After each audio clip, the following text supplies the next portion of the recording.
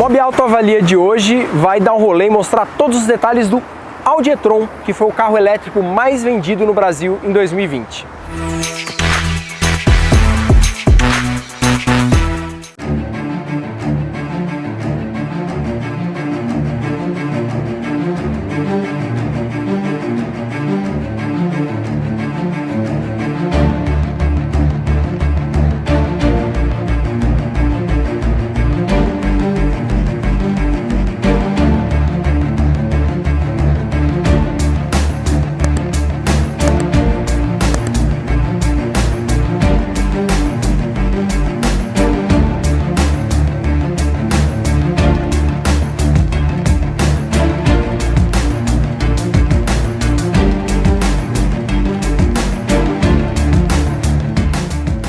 Bom, a gente veio aqui para a sede da ABB, na Avenida do Anastácio, aqui na zona norte de São Paulo, por isso que você está ouvindo esse barulho de avenida no fundo, mas por uma causa especial, porque a gente está com o Audi e-tron, que foi o carro elétrico mais vendido no Brasil em 2020. Então, acredite ou não, o carro elétrico mais vendido no Brasil em 2020 não tem nada de popular. Eu vou mostrar para você os detalhes e vou dizer uma coisa, parece em muitos momentos que eu estou andando num carro do futuro. Bora conhecer comigo?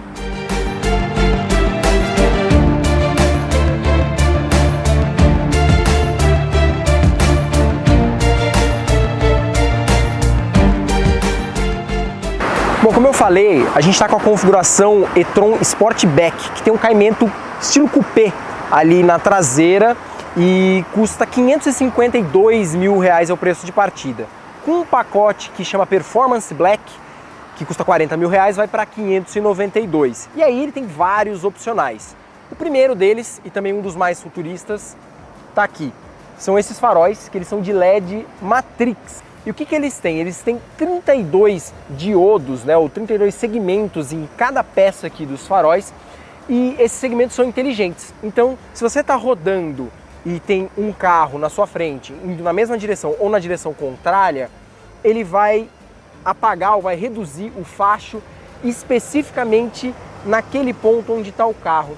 Isso vai evitar, por exemplo, que o motorista do outro carro fique cego, né, fique com aquele facho de luz ou no retrovisor ou diretamente nos olhos.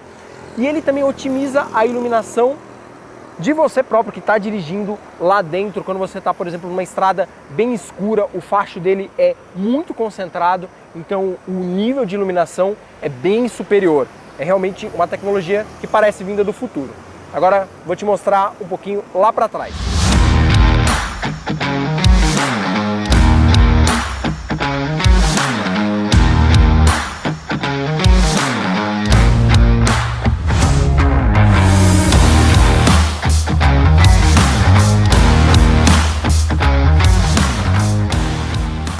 Bom, como eu falei, essa configuração que a gente está aqui é a Sportback e ela foi responsável por 50 das 183 unidades que o e-tron vendeu em 2020, principalmente porque ela foi lançada depois do e-tron SUV. E a principal diferença dela realmente está no caimento aqui do teto, né? No e-tron convencional ele é mais reto, nesse aqui ele é mais acupesado. Uma coisa que o pacote Performance Black de R$40 mil que eu falei há pouco traz são essas rodas aro 21 bem largas e com freios com pinças alaranjadas. Agora aqui no porta-malas, o que acontece? Nessa carroceria, o volume do porta-malas fica cerca de 20 litros abaixo do e-tron SUV, justamente por causa do caimento do teto e da diferença de carroceria. Ainda assim, são 615 litros de volume, é muita coisa. Porque esse carro ele é muito grande, né? Ele tem 4,90 metros de comprimento, ele tem mais de 2,90 metros de entre-eixos e o porta-malas dele também é bem generoso. A gente está vendo aqui que ele é profundo, né? Tem ainda um outro compartimento de carga lá na frente, porque não tem motor a combustão, a gente vai mostrar daqui a pouquinho. E ele tem uma redinha para você guardar objetos com mais segurança. E ele tem também um step que é muito interessante. Quando você abre aqui, você nota que o step está murcho, bem pequeno, só que ele tem um compressor lá na frente.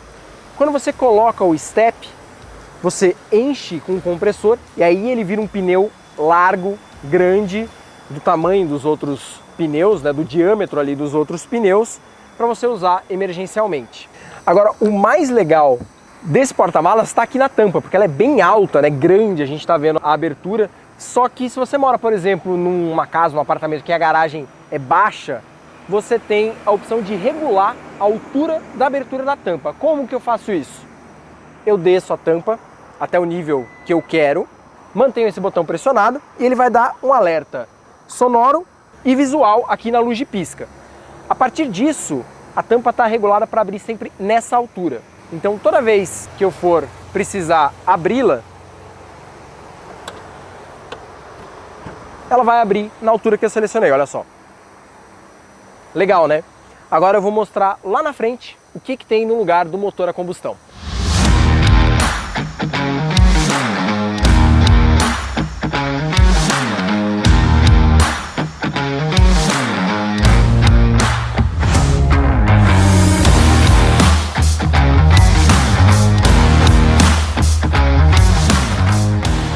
Bom, como eu falei, o e-tron é um carro 100% elétrico, então ele não tem um motor a combustão. Ele tem dois motores elétricos que são muito menores, um postado sobre cada eixo do carro, fazendo a transmissão de força para o eixo dianteiro e para o eixo traseiro. Mas daqui a pouco eu falo mais sobre o desempenho dele, dados de potência e tudo mais. Agora eu quero mostrar realmente aqui o capô. Bom, como eu falei, ele não tem motor a combustão, então isso aqui até parece uma capa de motor, mas na verdade é a tampa de um compartimento de cargas que tem aqui também debaixo do capô. E no caso aqui, a gente está guardando o cabo, né, para fazer o carregamento, e tem até um mini totem para você criar tipo uma mini estação de recarga na garagem da sua casa. Ali atrás a gente só tem realmente chicotes, módulos de bateria, fiação elétrica, e só aqui nesse nicho que a gente vai ter um espaço ali, né, um cantil para você ter um fluido de refrigeração. Então, este é o capô do Audi e-tron. Agora vamos conhecer lá dentro.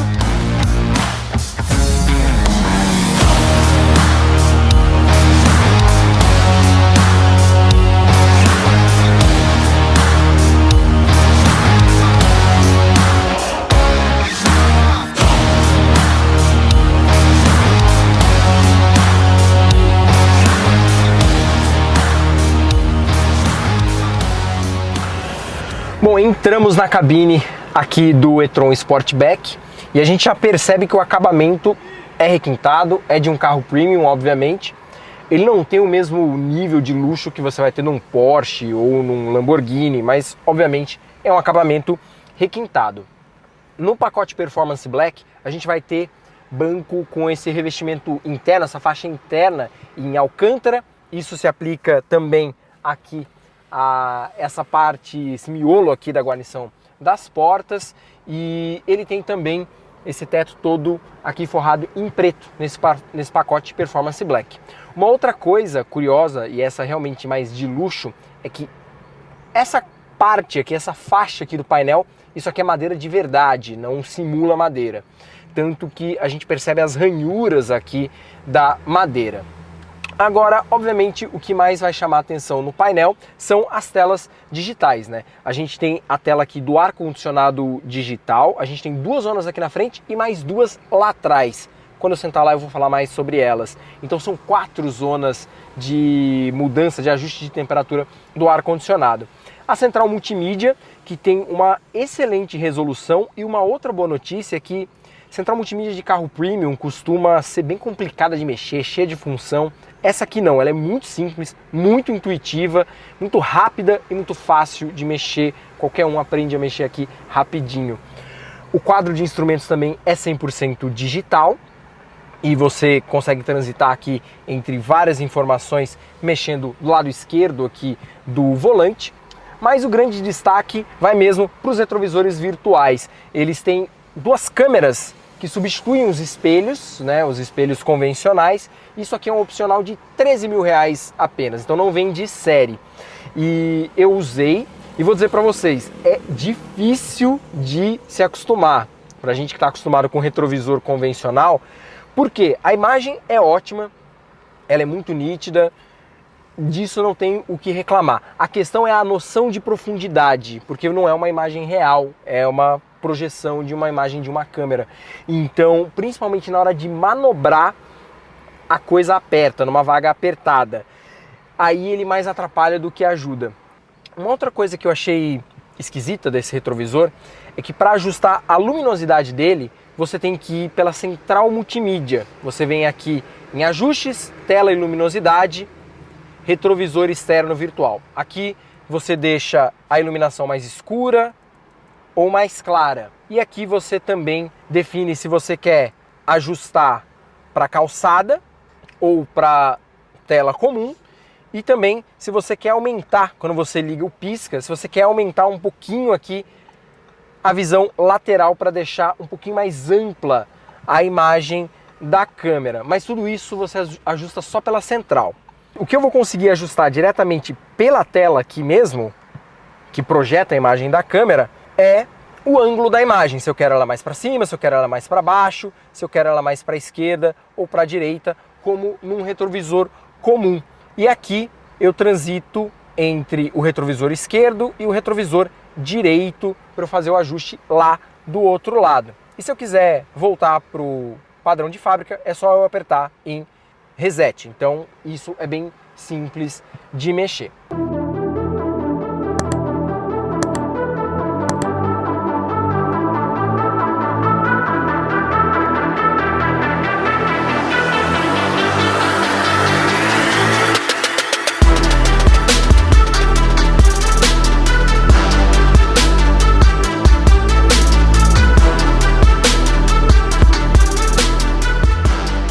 Aqui no banco de trás do e-tron Sportback, também do e-tron, você vai ser realmente muito bem tratado. Primeiro por causa do espaço, né? Como eu já falei, esse carro tem 2,92 metros, quase 2,93 metros de entre-eixos, já que não tem um motor a combustão. Então olha o vão que tem aqui para as minhas pernas, dá praticamente 3 mãos aqui de diferença. A única coisa é que o espaço para a cabeça não vai ser tão grande assim. Por quê? Porque todas as baterias do carro, e a gente está falando de 36 módulos de bateria, quase 700 quilos só de bateria, eles ficam aqui no assoalho. Então a altura que a gente senta aqui dentro da cabine é mais alta que num carro convencional. E aí o espaço para a cabeça não é tão generoso assim, ainda mais essa configuração Sportback, que o caimento, né, é mais acupesado, então eu tenho 3 dedos sobrando acima da minha cabeça. Agora, para pernas e para ombros, porque esse carro também é bem largo, o espaço sobra e é mais que suficiente. Além disso, a gente tem saídas de ar não só aqui centrais, como também laterais. Olha que coisa! 2 luzes para iluminação específicas aqui para o banco de trás, e a gente tem também esse apoiador de braço que fica retrátil aqui. E ele tem porta-copos, mas a gente não está vendo. O porta-copos fica escamoteado. Você abre, os 2 porta-copos aparecem. E para cá a gente tem uma espécie de mesinha para colocar objetos, carteira, ou de repente alguma coisa que você esteja comendo, você pode colocar aqui.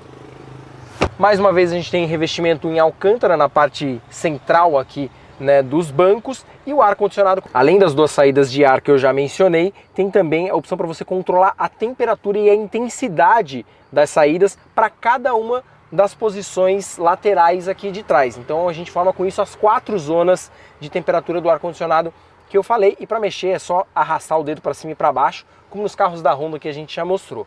Também tem 2 tomadas USB aqui para carregar o celular, como vocês estão vendo. Bem, já mostrei muito aqui do interior do e-tron Sportback, agora tá na hora de a gente dar uma voltinha com ele e ver como esse elétrico se comporta em movimento, né? Bora comigo?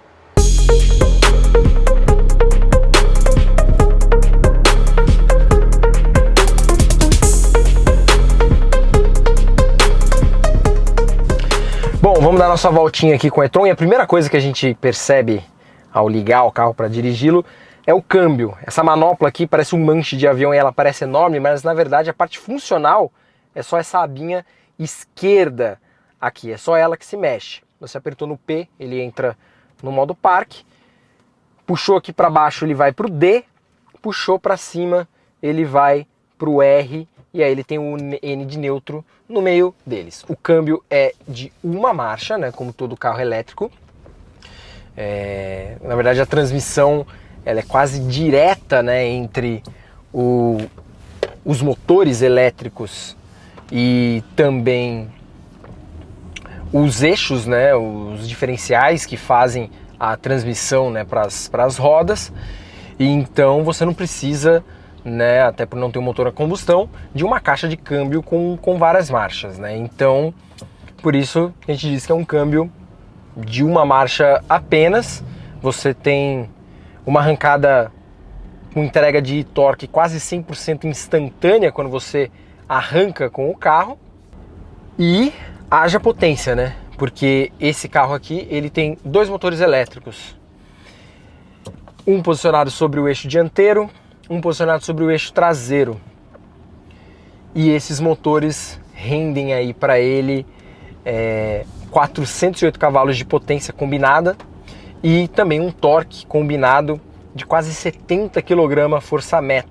Os dados vão estar aqui na descrição do vídeo, da potência, do torque exato e do torque entregue por cada um dos dois motores elétricos, né? Dois motores elétricos que eu falo, os motores de tração, porque a gente ainda tem um motor extra que serve como gerador para esses dois motores de tração.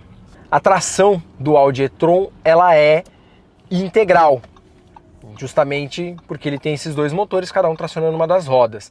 Só que o carro faz uma distribuição eletrônica do torque de modo a combinar, né, a força, a potência e o torque dos motores elétricos e distribuir essa tração em até 100% para o eixo traseiro ou para o eixo dianteiro, de acordo com a necessidade. E isso confere muito dinamismo, né, para o carro, obviamente, né? Deixa o carro com uma pegada mais esportiva, se você quiser, ou com uma pegada mais realmente de conforto, de carro de passeio mesmo.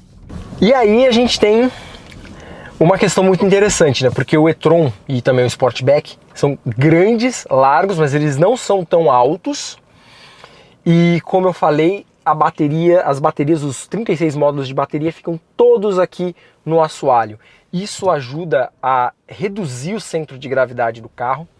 Então a dinâmica de condução dele é muito prazerosa, ele é muito assentado, ele é muito no chão. Nem parece que você está dirigindo um SUV ou um carro tão grande quanto esse aqui, com quase 5 metros de comprimento.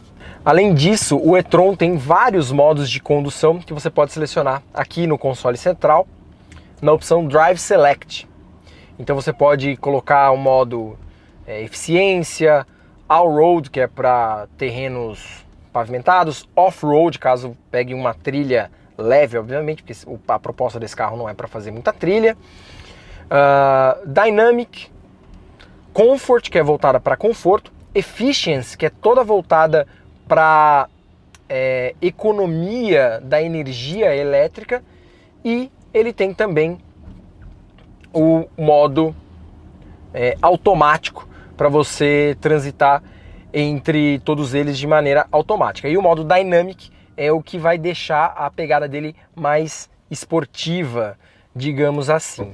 Esse carro aqui vai de 0 a 100 km por hora em 5,7 segundos, que é o mesmo dado do e-tron SUV, apesar de a carroceria ser diferente. Ele tem um coeficiente aerodinâmico superior ao do e-tron SUV, justamente por causa do caimento da carroceria. É de 0,25 CX, enquanto no e-tron SUV é de 0,27. Só que ele também é mais pesado, porque ele é um pouquinho mais comprido. Então esse carro aqui pesa mais de 2 toneladas e 700 quilos, 2,7 toneladas de carro. É muita coisa, é bem mais do que uma picape média, que geralmente vai pesar aí 2 toneladas e meia. Então ele é pesado, muito por causa das baterias, e aí com isso, mesmo com tanta potência, tanto torque, o desempenho dele não é como o de um super esportivo, isso não vai acontecer. Aliás, o e-tron não é o SUV elétrico mais rápido que a gente tem no mercado. O Jaguar I-Pace consegue ser mais veloz do que ele. Mas a diferença é pouca e, obviamente, não vai faltar desempenho para esse carro aqui. Agora vamos falar de autonomia. Esse é um dos primeiros carros elétricos que eu dirijo que não passam aquela sensação de ansiedade da pane seca, porque a autonomia dele é grande. A bateria dele, eu falei lá dos 36 módulos, ela tem 95 kWh de capacidade, é muita coisa. Então a autonomia dele, desse modelo aqui, declarada pelo fabricante no ciclo WLTP, que é o ciclo mais rígido aí, estipulado por órgãos europeus, né, de controle, é de quase 450 km a autonomia. É a autonomia praticamente de um carro a gasolina ou a etanol que você dirige normalmente. E você consegue controlar muito bem essa autonomia de acordo com o seu modo de condução. Se você conduzir muito rápido, usar ar-condicionado o tempo inteiro, não ter nenhum tipo de preocupação com a regeneração da energia, aí você vai em dos 300 km, você vai gastar essa bateria. Num modo mais econômico, você vai chegar nos 450, dependendo de como você conduzir, até uns 500 km de autonomia. E como que você poupa energia no e-tron? Bom, primeiro modulando a aceleração, né? Modular a aceleração é um passo aí já muito importante. Segundo, que você já deve ter reparado, ele tem duas borboletas aqui. Só que essas borboletas não são para troca de marcha. Como eu falei, ele não tem um câmbio com várias marchas. O que elas fazem? Por aqui, você controla em até 3 níveis o quanto você quer regenerar de energia na desaceleração. Então, se eu deixo no modo principal, ele fica praticamente com roda livre, como se estivesse na banguela. E aí o carro vai embalando mais. Se eu reduzo uma marcha, ele diminui a velocidade do carro e o freio regenerativo entra com mais intensidade. Se eu reduzo mais um pouco, mais um ponto para baixo, ele usa ainda mais o freio regenerativo, tanto que eu estou quase parando aqui o carro, mesmo sem pisar no freio. Como eu falei, são 3 níveis que você tem aqui para usar nas borboletas para fazer essa regeneração. Bom, e por fim, tem a questão do retrovisor, né? O uso do retrovisor na prática. E é engraçado porque sempre que eu quero olhar para o lado para ver o retrovisor, a minha primeira ação é olhar para fora, para a câmera, como se tivesse um retrovisor, um espelho ali fora. É só depois que eu faço isso que eu me lembro que eu tenho que olhar um pouquinho para baixo, para a câmera que está aqui embaixo. Então, demora um pouquinho para acostumar. Como eu já falei, tem a questão da noção de profundidade, que é um pouco diferente aí do que um espelho convencional. Mas com o tempo você vai pegando. Eu acho que o grande gargalo desse sistema é manobra mesmo, em vaga apertada. Para usar na rua, depois que você se acostuma, aí dá para usar tranquilo. Bom, já falamos bastante aqui do e-tron em movimento. Agora eu vou parar para fazer a recarga. Afinal, é um carro elétrico, então eu não vou parar no posto, vou parar num posto, mas para fazer a recarga da bateria dele e explicar um pouquinho como é que funciona. Chegamos ao posto de recarga. Partiu então recarregar o e-tron Sportback. Bom, a gente chegou então no posto de recarga da ABB aqui na Zona Norte de São Paulo. É um posto gratuito que eles oferecem ao ar livre para quem quiser, tiver um carro híbrido ou elétrico e precisar. Então vamos mostrar como funciona a recarga do e-tron. Apertou o botãozinho, ele abre, é uma abertura elétrica. Pegamos aqui o carregador e aí fazemos o engate. Engatou, ele vai começar a acender uma luz branca piscante aqui. Ele indica que você ainda precisa ligar aqui o carregador, é o que nós vamos fazer agora. Você vem, clica em iniciar. Bom, então ele fez a leitura, iniciou o carregamento. A gente já está com 73% de bateria, ele vai recarregar o resto. Feito isso, a luz passa a ficar verde aqui, piscando também, o que indica que o carregamento está em andamento. Bom, e tem ainda uma série de outras tecnologias que eu nem falei, né? Ele tem, por exemplo, uma tecnologia semi-autônoma num pacote de R$26 mil opcional, que você consegue ter a frenagem automática dando ré no carro e ele percebe um obstáculo lá na traseira. Então é isso, minha gente. Deixe o seu comentário, diz o que você achou do e-tron, o que acha sobre carros elétricos e diz também que outros carros vocês querem que a gente avalie aqui no Mob Auto Avalia. Te vejo no próximo vídeo. Tá começando a chover. Um abraço. Tchau.